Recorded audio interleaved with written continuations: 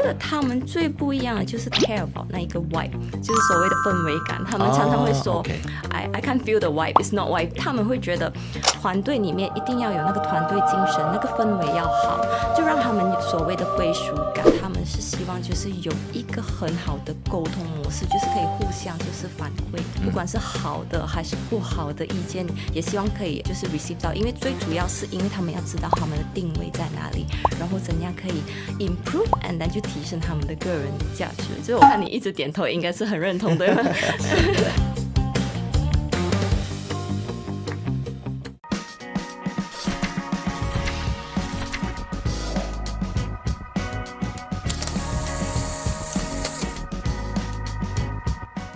嗨，你好，我是能杰。这时候你在收看以及收听的是由 BFM 财经所制作的开门见商。那么今天呢，除了我之外呢，也有我的实习制作人恩彤，他是我们今天的话外音，在这个荧幕外面的声音。恩彤跟大家打个招呼。Hello， 大家好，我是恩彤。那就是今天呢，会请我们的实习制作人恩彤来到节目当中一起来聊呢，是因为我们要针对恩彤现在的这个状况呢，来特别做一集节目啊。因为恩彤现在是我们的实习生嘛，然后你也是00后，对不对？是的，没错。然后你也要开始步入职场了，要成为当今社会未来的生力军啊。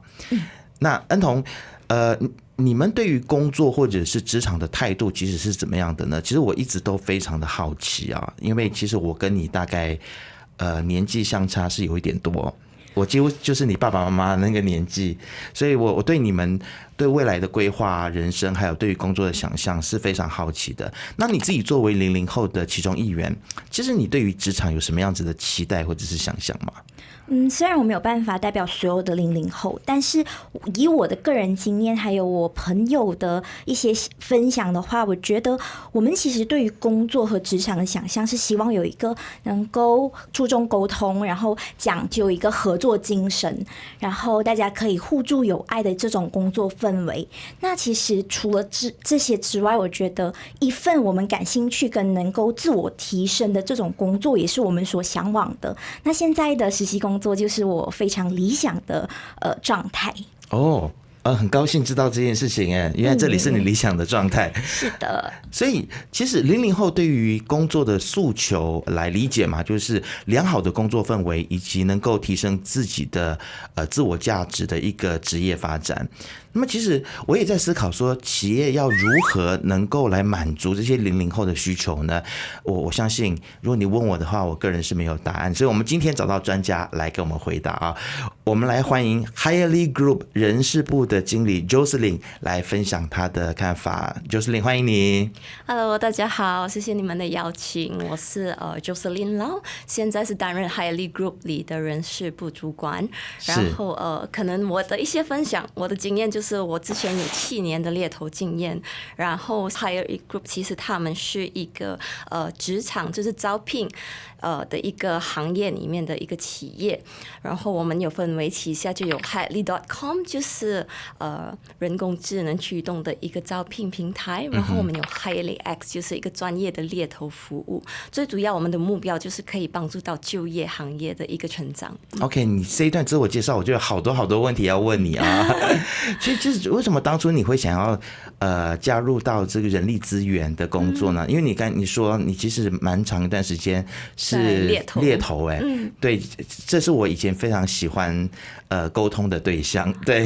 因为曾经我在海外工作的时候，我就常常跟很多猎头在聊天，然后希望他们帮我找到合适的机会。那其实你是本着一个怎么样子的想法和理念，想要进入这个人力资源的行业呢？其实猎头它是算是人力资源里面的其中一个function，就是 recruitment 嘛。然后7年其实已经是一个很长的时间，所以我觉得就是尤其是COVID 的时候，就是疫情过后，我就想是不是该换一个行业，可能我可以注入就是在人力资源里面，把我的那个就是 perspective 变得更广泛。除了就是 headhunting recruitment， 我也可以知道其他的 HR function， 这样子我才可以在事业上更上一层楼。OK，那你刚才说 Highly Group， 你们其实用 AI 的技术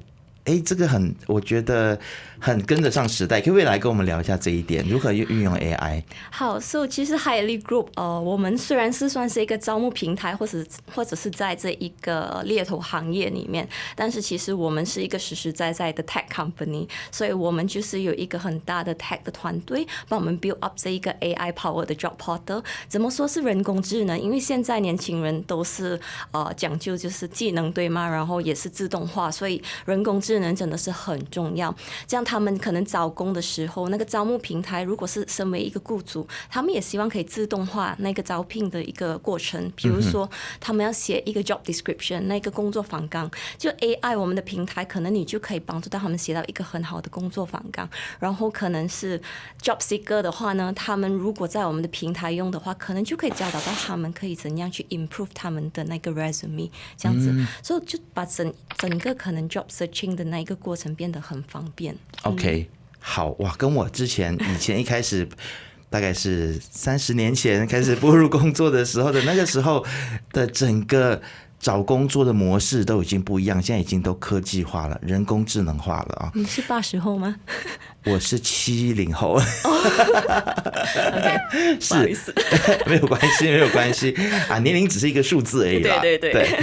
啊，说到年龄是一个数字呢，其实我们现在看到了越来越多像我们实习生恩童这样子的00后，他们步入职场。那其实我相信 Jocelyn， 你刚才也有听到说，这些00后他们对职场的一个这样子的一个需求啊，但是总会觉得说，很像现在的企业，他没有办法。去真正理解00后的需求，反而对00后他们大家会去贴很多不同的标签，然后就没有办法去真正的去理解到他们其实对于工作、对于未来是一个怎么样子的一个想象啊。你自己的观察是什么？其实你觉得应该是00后来做出转变来迎合企业呢，还是企业自己本身要思考如何来转变来迎合这些年轻的一代？我觉得这个是一个很好的问题，就是其实我觉得每段关系怎么样的关系都是一定要双方面要付出，这样子去磨合的。所以不单只是00后要去迎合雇主，雇主也是要懂得怎么去放下那个刻板印象。因为我相信我们年轻的时候，可能就是10年前、20年前，刚刚你说30年前，可能出来找工的时候，可能也会有遇过，就是给我们的长辈就是对我们的一些标签，因为我们是年轻一代嘛。所以我觉得就是如果现在我们身为就是所谓的主管，然后可能是在这个行业里面的领导，我们应该放下那个刻板印象，尤其是身为雇主或者是在 HR 里面，然后就可能大家磨合一下，了解，互相了解跟尊重。最主要的是，我觉得00后他们的特质，他们其实是很聪明的一群啦，就是因为他们从小就被在一个很 tech rich 的 social media rich 的一个环境生长，所以他们的那一个世界观是很广的，然后他们也很聪明，所谓聪明就是他们的创新能力还有他们的应变能力是很强的，然后他们主要是比较可能希望多一点点 flexibility， 就是灵活性。可是有时候我觉得可能就是雇主或者长辈们过于标签他们是太过需求那一个 flexibility。其实除了 flexibility， 我相信00后也是很希望就是有机会给他们反馈，说出他们的想法，说出他们心声意见，让他们觉得就是自己的声音有被听见这样子。然后他们也很注重，就是我发现到的一点就是所谓的心灵健康。是，其实好像每一个时代对于工作上面、职场上面的一个想象以及需求都不太一样啊。你刚才所提到的这个心灵健康的部分，我想要再深挖这一块，就是因为过去很像在我们以前的这个职场当中，我们实在很难想象说，我的公司要来照顾我的心灵健康。对，那现在这个需求它是这么样子的一个真实，你觉得其实公司它应该要如何去回应00后的在心灵健康的这项需求呢？我觉得不单只是00后，我发现就是疫情过后，大家可能就开始有这个认识，因为我们那时候就疫情待在家里很长时间，没有办法跟人家就是有直接的沟通，然后就开始可能有一点心理压力之类这样，所以那时候大家的那个意识 for 这一个mental health， 就是我们的那一个心灵健康就会有更深一层的了解，所以疫情过后，我发现很多就是多行多业雇主都会开始把这一块变得是很重要，尤其是要迎接00后，他们是比较注重于就是 mental health 或者是 well-being 的，所以这一个是我们雇主有做出的一些准备，就是会有一定的那些心灵辅导的服务这样子 provide 给我们的员工，然后可能有一些关于就是心灵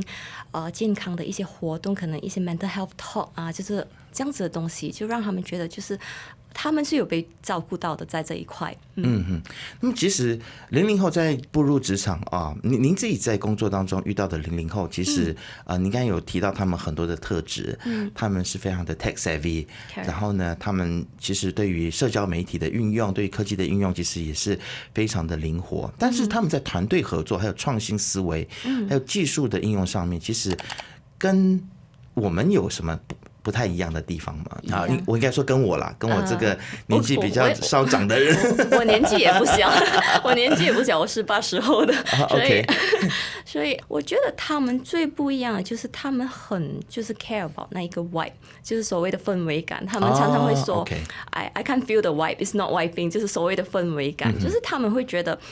团队里面一定要有那个团队精神，那个氛围要好，就让他们所谓的归属感这样子。然后除此之外，就是刚刚我有所说到的，他们是希望就是有一个很好的沟通模式，就是他们可以互相就是反馈，不管是好的还是不好的意见，也希望可以就是 receive 到，因为最主要是因为他们要知道他们的定位在哪里，然后怎样可以 improve and then 去提升他们的个人价值。就是我看你一直点头，应该是很认同对吗？非常的认同。像刚才Jocelyn有讲到一个就是企业文化跟那个工作氛围 vibes， 对，这是我们的诉求啊。然后我就很好奇，到底企业文化对于现在的公司到底重不重要？那他们要怎么去创建这个企业氛围？其实是非常重要。如果是讲我们可能比较年长一辈的话，以前可能不会太过注意，就是所谓的企业文化，或者甚至里面的企业的那个 value 那个价值观，或者是他们的一些可能 vision mission 这样子。可是我发现到，因为现在00后其实是很注重这些，所以其实很多雇主都已经意识到这个的重要性，所以他们开始就是花很多时间在雇主品牌，就是 employer branding， 就是让就是吸引到00后，把他们的那个企业的文化就是放在外面社交媒体，让他们知道 before joining already know what's the culture like， 他们的那个企业价值，他们的一些mission 这样子，然后也给他们知道就是有一定的那个成长空间，因为最主要其实00后要知道他们有没有机会在那个地方成长，才决定要不要加入那一间公司这样子。那么其实你会怎么建议企业去沟通这个所谓的 vision 跟 mission 呢？因为以前我们过去常常就是可能公司开年底的大会的时候然后老板在台上面侃侃而谈说我们的 vision 是什么，mission 是什么，然后就认为说这样子就已经是沟通了公司的价值了。现在这样做很像已经不够了，是吗？是不够啊，那个是可能比较我们那一辈比较传统的方式。对，所以现在的雇主就是如果要吸引00后，他们一定要把他们的 vision mission 就是很明确的，就是放在他们的 company website 或社交媒体上，就是所谓的 employer branding， 就是让他们知道。除此之外，其实在可能 interview 的时候，面试的过程要给他知道，其实他的那一个角色那一个岗位是怎样可以就是贡献到公司的一个大的一个 big picture， 就是他们的 vision 跟 mission 这样子，这样子他们才可以就是 relate 到为什么这个 mission 跟 vision 是关到我事，然后我是怎样可以贡献到这样子，所以一定是要有所谓的这一方面的沟通，让他们了解。因为很多时候00后他们不是不愿意跟你拼，如果你让他们不了解他们的重要性，或者是他们在贡献着什么的话，其实他们可能会有一点慌，或者是有一点点 loss 这样子。是这样子吗？安东？是的，你需要反馈，所以主管你需要给我很多的反馈尤其是正面的。谢谢。我会尽力。说到要给正面的反馈但是有的时候发现说，不只是我啦，可能是跟我同年龄的同一个世代的主管都有这样的困扰，觉得说面对年轻朋友，很像点出他们的错误啊，这可能就是一个负面的，就是非正面的、比较负面的反馈的时候，会需要小心翼翼，因为如果那个力度太强的话，可能也会吓跑他们。所以这个要怎么拿捏啊？有时候我也觉得也是一门学问，是吗？就可能怕他们会心灵受创伤，对吗？其实我觉得，他们其实都接受，就是好的或者是比较不好的一些 feedback， 他们是愿意接受的。只是当你 deliver 的那一个 message 的时候，最主要，当我们可能要带出一个可能比较负面的评价的时候，我们要身为领导。你一定要抱着那一个心态，就是我是为你好而说出这一句，而不是为了要骂你而骂你这样子。所以你的那个 intention 是很重要的，也不要整天把公司的利益挂在嘴边。你这样做，你知道害了公司怎么样，而是应该是转一个方向说，其实这个是为了你好。对，可能你要给他就是可能听他说他的观点，你觉得你这个做的怎么样？先听他说，然后你说这是你的观点，那我观察到的是这样，因为有时候他们不知道，没有意识到，其实我的领导是这么看我的，从他那一个角度。But 你首先就是要听他说，然后你再说出你的角度所看到的东西，然后你说你其实这一方面是可以再改善的，然后你再说了那一反应了过后，你再问他，这样你觉得你认同吗？你过后要怎么去改进？你觉得你可以做到吗？所以是一个很两方面的互动，而不是只是一方面说你做的不好 full stop 这样子。你要给他知道为什么不好，然后怎样改进，然后我们可以一起进步这样子。就是一个说服的过程，对不对？对，说服还有让他了解，因为我觉得当你反馈给任何人都好，最主要是要让他可以去 reflect， 就是反省。因为如果一个人是没有反省的话，你说的再多也没有可能就是会吸取那一个意见。我觉得传统的主管可能这个思维上面要有一点点不一样的转变，因为我们过去可能就是习惯一刀切的方式，反正我跟你说这个做的不对，重做。就对，因为我们也可能是这样子长大的，父母也是这样子对我们，但是所以现在可能在职场上面已经转变了，大家的方式跟思维也要转变。对，所以就是可能就是互相尊重的一个理念一定要在那里，然后就是要耐心一点点。不过其实00后不能说他们不能接受意见啊，他们是可以的，只是可能你们要不同的人要带出不一样的模式，因为你不可以用one size fit all， 就是所谓一套式的那一个领导方法去对每一个00后，因为每个00后的性格都不一样，所以你一定要用一个可能一对一的模式去了解你每一个团员、每个 team member， 他们其实他们的需求是什么，然后他们现在的那个心灵素质，然后他们在可能职场上面想要的是什么，这样子。好，接下来我们来谈谈如何吸引00后进入企业工作好了，因为我相信他们是一群生力军嘛，然后也是我们将来非常重要的人力资源。我讲一下我的案例好了，我曾经写了一篇我自己非常得意的，觉得可以吸引到年轻人来面试的这个招聘广告，就写得非常的 freestyle， 然后温情并茂，但后来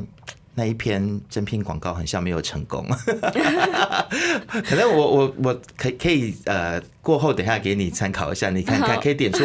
我的问题到底在哪里。但是可不可以先告诉我们，就是其实在招聘00后或者是年轻人的时候，怎么样子的一个招聘广告对他们来说是具吸引力的呢？可能我们过后真的是要看一下你为什么你那个吸引不了00后。是，然后我自己觉得很得意，我觉得哇，写得非常的年轻，很 young， 然后想说我们的环境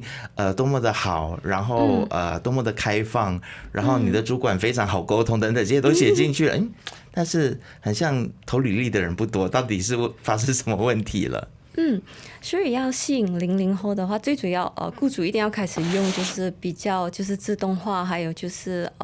科技驱动的一些平台去招聘啊，就不可以再很 old school 这样子，所以要记得用highly.com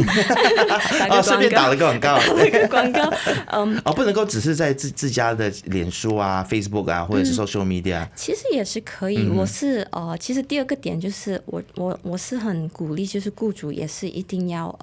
可能不是只是靠所谓的社交媒体去 post， 然后找就是 candidate 这样，可能通过社交媒体就是做你的那个雇主品牌，让他们知道大概有个概念。我进比如说 BFM， 我的 day in life 是怎样，一天实习生的那个日子是怎么过的，有没有被欺负，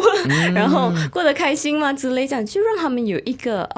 concept， 这样子我进来原来是这一个氛围的，这样子去吸引他们。所以不是直接很 direct 的说我们现在招聘着谁这样子去吸引他们，薪水多少，然后你的工作内容是什么，对，所以是不能够单单只是这些，不能只是单单靠那一块。如果你真的是可能 job posting 的话，你就用一个平台去帮你做，就是去招募平台。可是你要额外做的就是你在不同的那一个社交媒体上面，就是让他们知道更了解公司可能的一个发展空间，然后他们的企业文化，还有就是可能过后他们可以有什么可以学习到的东西，这样子。OK， 恩彤，你觉得呢？我觉得我非常认同，因为我找工作就是通过小红书，对，OK， 所以我觉得就是在这种比较传统，比如说我们有很多的就业展这种展览之外，我觉得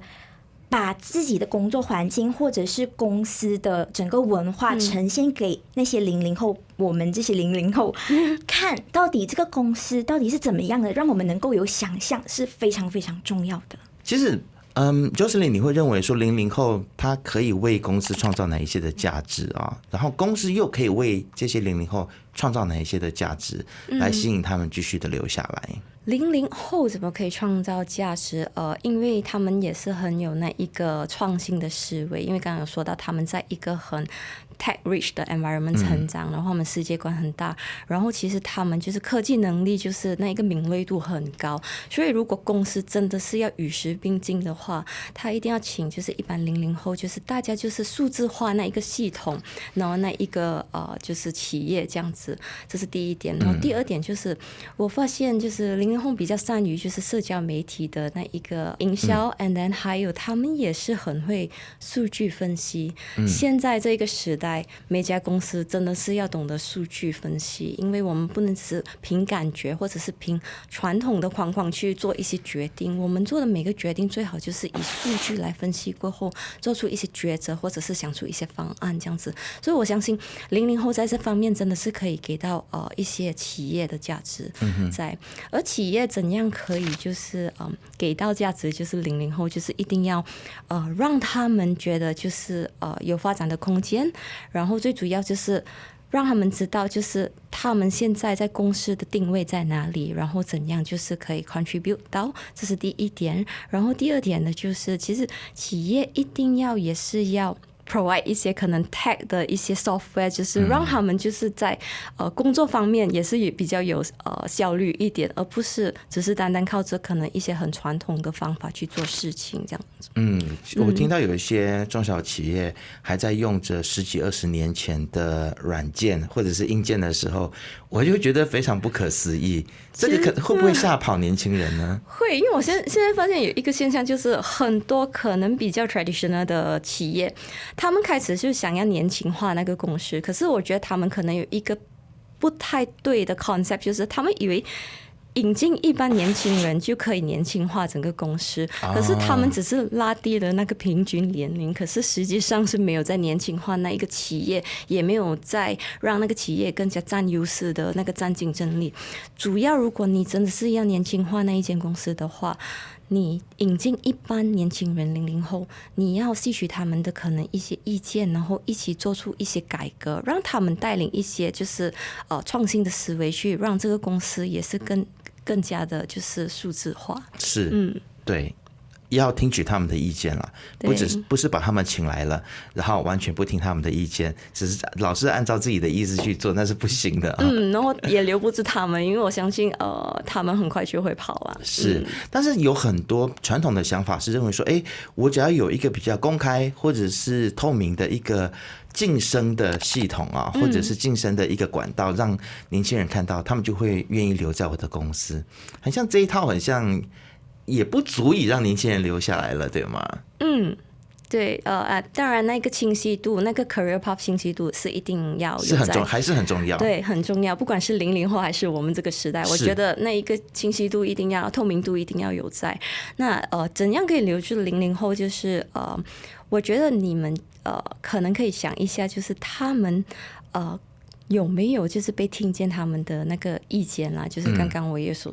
说到的，然后情绪价值一定要有，就是我刚刚所说的，就是每个领导不能就是用一套方法就是去领导整个00后的团队，你们真的是要去 customize 你每一个人他们到底要些什么，现在的那一个可能思维啊或者心理素质是怎样，然后你再从中就是慢慢的领导他们，带领他们要些什么这样子。其实你说到情绪价值这个东西非常有趣耶，即便我是70后，但是我都觉得我的情绪价值还是需要被满足的。只是我们过去没有那个环境，然后我们把这个需求给压抑下去了。但所以当我们自己都意识到自己的情绪价值需要被满足的时候，难道这些年轻人不需要吗？是不是？很需要。所以就是员工体验感，真的这一个应该是接下来每一个就是雇主跟企业应该 focus 的那一个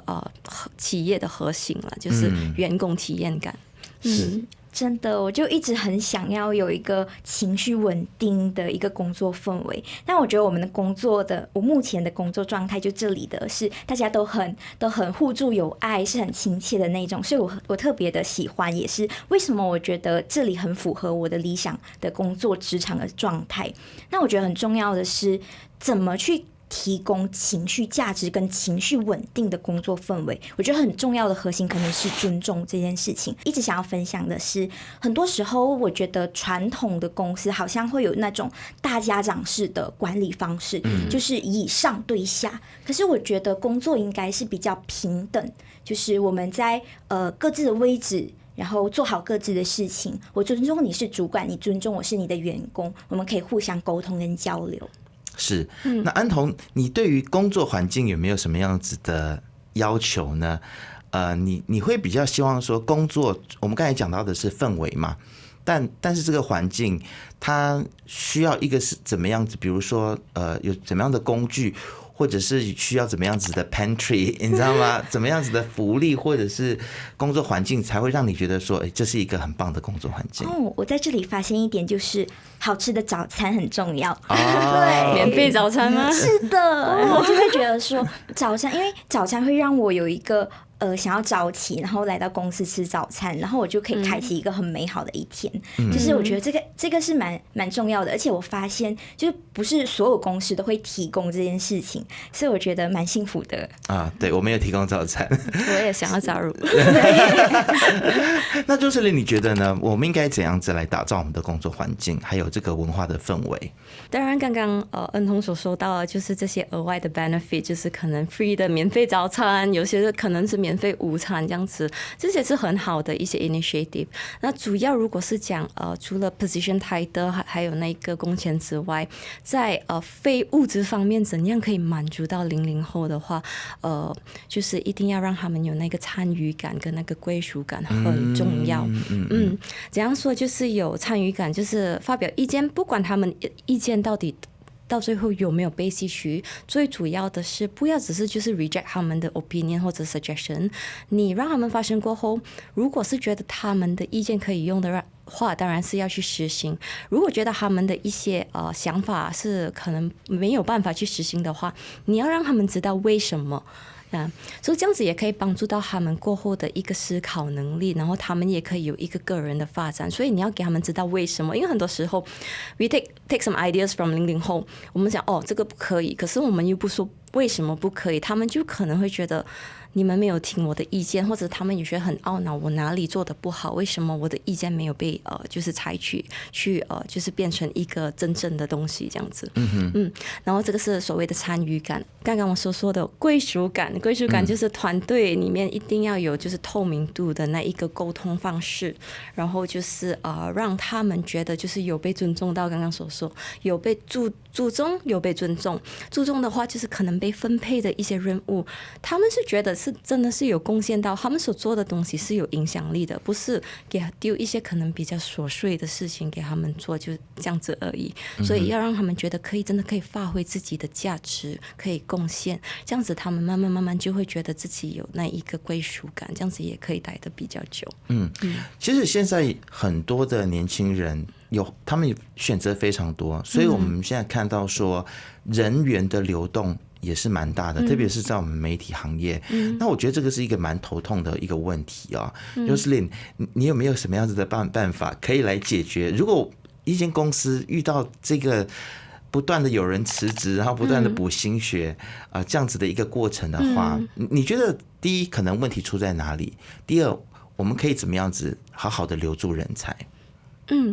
我相信现在各大企业都是面临这一个问题啊，而且这一群人不只是00后，其实那个流动率很高，是很多时候我们要先就是看数据，也是看他们主要走的原因。很多时候走的时候，我们就会做一个 exit interview， 就是离职的一个面试，去了解为什么你想要离职。有些人可能就很合理了，做了7年8年离职，想要更上一层楼，这样子是明白的。然后其他的原因可能是不开心啊，为什么不开心？或者是觉得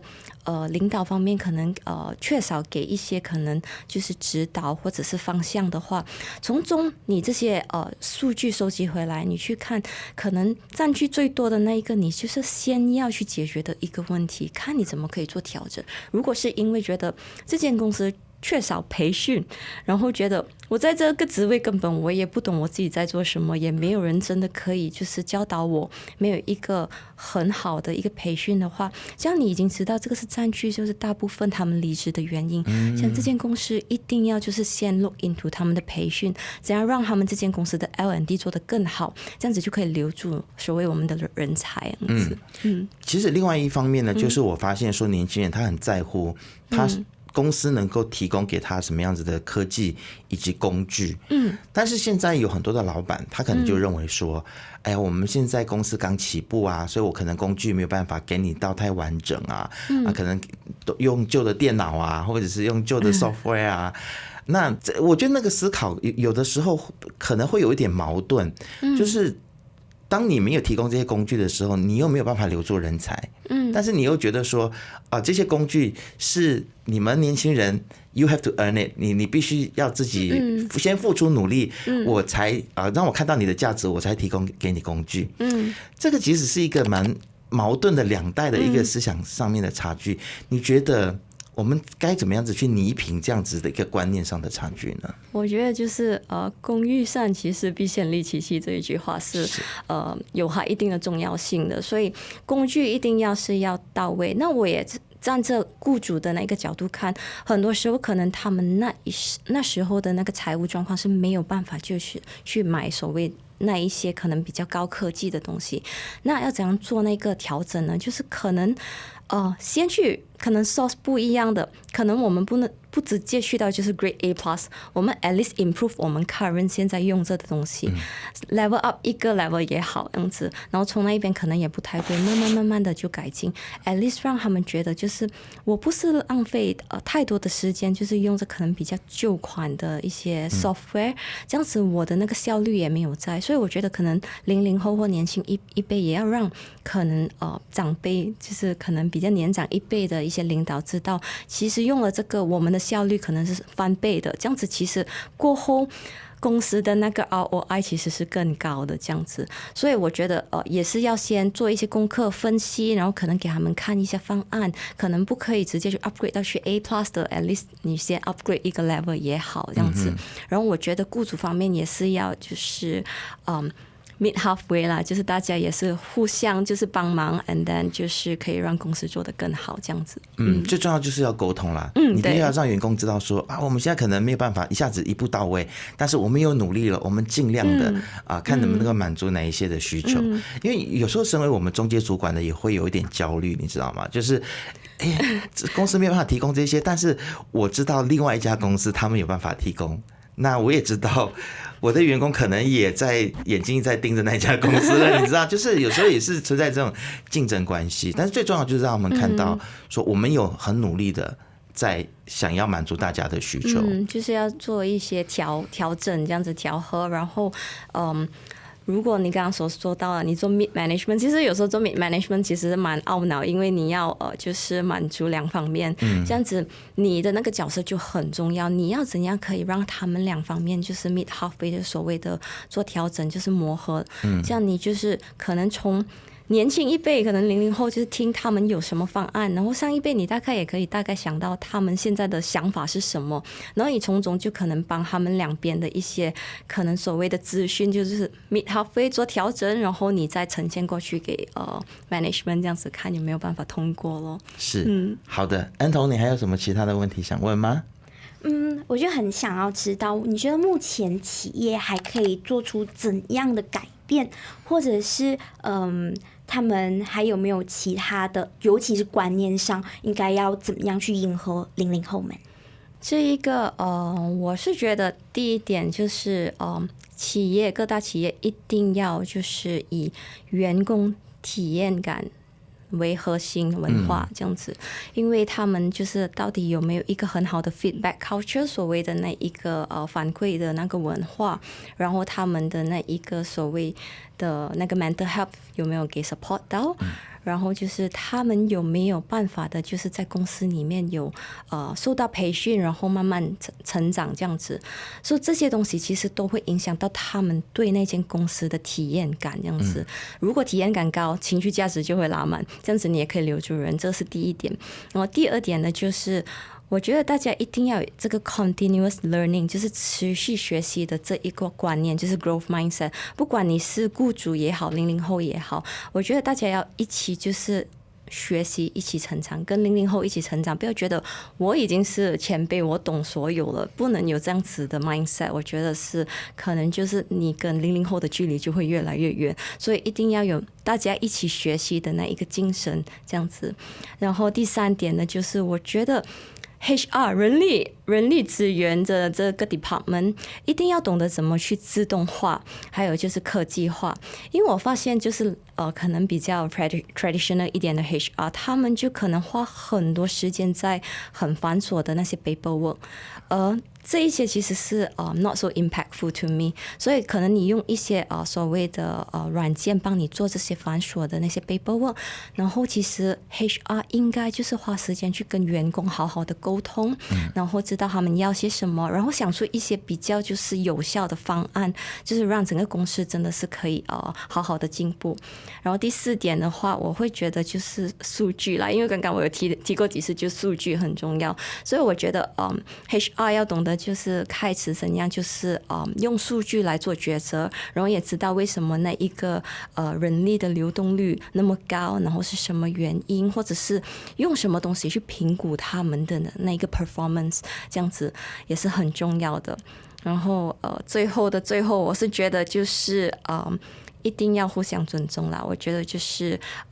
雇主也好，00后也好，就是大家要互相尊重，然后就是用心的去了解，放下那一个刻板印象，然后磨合一下，然后就一起就是共进退。因为毕竟现在我们这一个 workforce 已经是很 multi generation 了，有我们80后、70后、90后还有00后嘛，所以我觉得就是一定要有一个很好的沟通方式，才可以就是达到我们要的那一个 objective。是，其实你讲的这些给我一个启发，就是可能我们彼此都不是铁板一块，大家都是可以转变的。比如说，可能大家都会认为说年轻人或00后就是比较经不起压力，或者他们比较喜欢 work-life balance